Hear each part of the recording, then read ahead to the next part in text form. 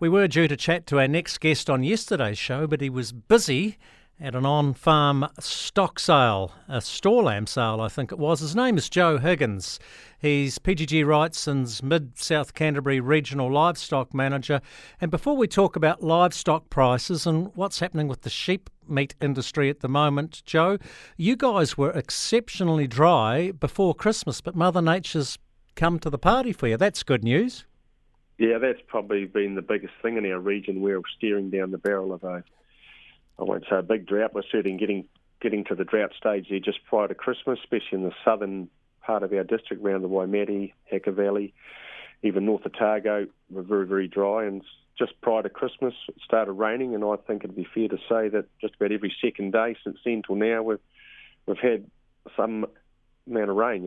We've certainly had some big showers on the way through, but every second day we probably get a shower or something, and it's certainly turned the province around as far as feed's concerned. Well, you can't please all of the people all the time, because I know in the upper region of your area, of your patch, is mid-Canterbury, and they do a lot of grass seed and that there, and no doubt those guys will be cursing the weather. They just want hot, dry, sunny weather.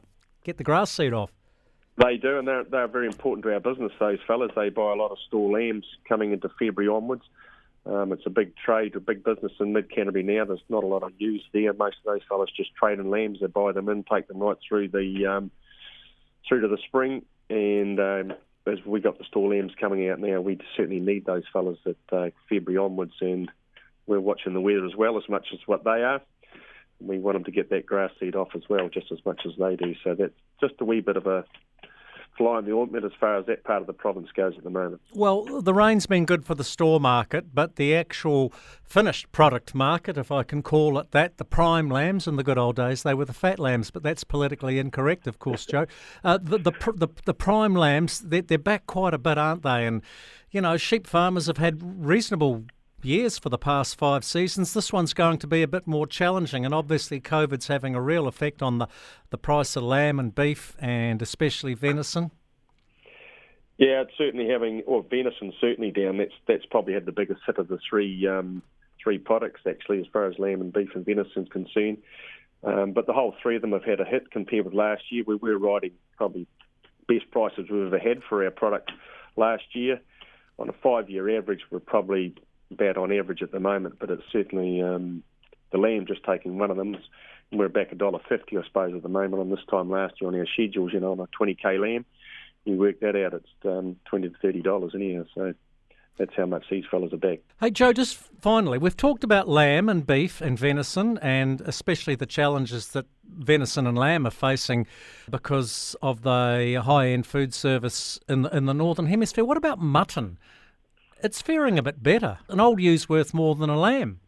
Yeah, that has been the case for the last couple of years. You're dead right, actually. And the mutton schedule's probably, of all the products we've had, has probably had less of a hit through the COVID, etc., than any of the other products. It's only back about 80 cents compared with what it was this time last year. And I think that's just a reflection of what's happening overseas. There's probably a lot of people overseas at the moment due to COVID and they've got less income to spend, so they're looking for the cheaper products.